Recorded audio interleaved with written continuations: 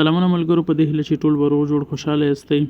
ملګرو یو ځل بیا ښه راغلاست درته وایم ذهین افیشل یوټیوب چینل ته. په نن ویډیو کې به زه تاسو ته د افغان بیسیم یو ځانګړی وړاندیز په اړه معلومات درکړم چې په 90 افغانۍ باندې 3 جی بي انټرنیټ موږ څنګه فعالولی شو. ګورئ ملګرو، مخکې له دې نه چې تاسو ته زه طریقه وښیم یو څو خبرې درته کوم. یو خبره ده چې دا وړاندیز ځانګړی دی، یعنې شاید تاسو ته کار وکړي یا ونه کړي، خو ما خپله فعاله کړی دی.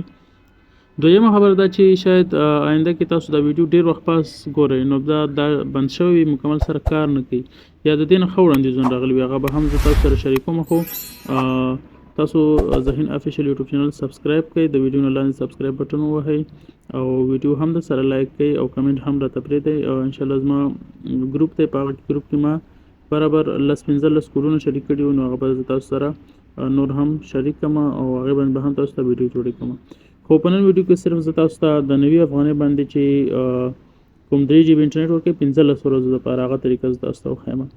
ښه ملګرو، طریقه په دې ډول ده چې تاسو به خپل موبایل هغه نمبر ډایل کولو ځای ته راشئ. دلته به تاسو ولیکئ ستوری، بیا به ولیکئ 3 ځلې شپږ، صحیح ده. بیا به ستوری ولیکئ، بیا به ولیکئ 90 او بیا به ستوری ولیکئ، بیا به ولیکئ 1 او بیا به هیڅ بټن ووهئ. ګورئ مخکې له ډایل کول نه به زه تاسو ته یو بله خبره وکړم، یادونه. تاسو اول پیسې مه اچوئ، ځکه اول تاسو چیک کړئ چې تاسو دا کار کوي که نه کوي. طریقه دې ډول ده چیک کولو. ښه، اوس دا تاسو کوډ ډایل کړو، بیا به تاسو دغه ډایل کوئ په خپل سیم کارت باندې، په افغان بیسیم باندې به تاسو دغه ډایل کوئ. او زه به اوس وګورم چې دا ماته فعالي که نه فعالېږي، هغه طریقه به زه تاسو ته وښیم. صحیح ده. اوس خو ما فعاله کړی دی، د پاتې انټرنیټ کتلو طریقه به هم درته وښیم چې دغه بکسه کې تاسو پاتې انټرنیټ څومره دی، نو هغه به هم تاسو ته وښیم. ګورئ دا وایي ډو یو وانټ ټو سبسکرایب ټو 3 جی بي 90 افغانۍ 15 ورځو دپاره، نو زه ورته کنفرم یس.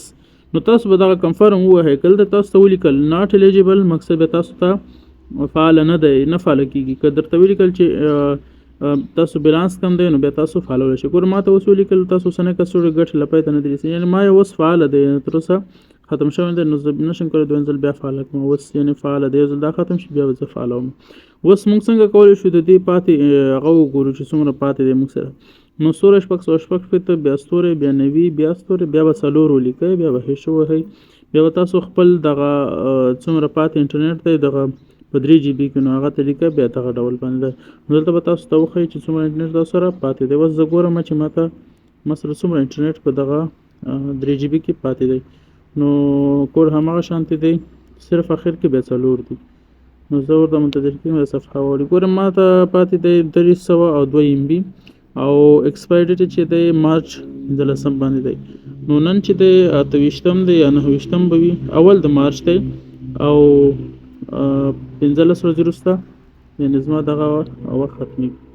نو ملګرو، په دې هیله چې ویډیو مو کتلی وي او یو څه مو ترې زده کړي وي او یو تاسو به یو څه فایده رسېدلي وي، او ویډیو د سره لایک کړئ، شیر یې کړئ، ذهین افیشل یوټیوب چینل هم د سره سبسکرایب کړئ.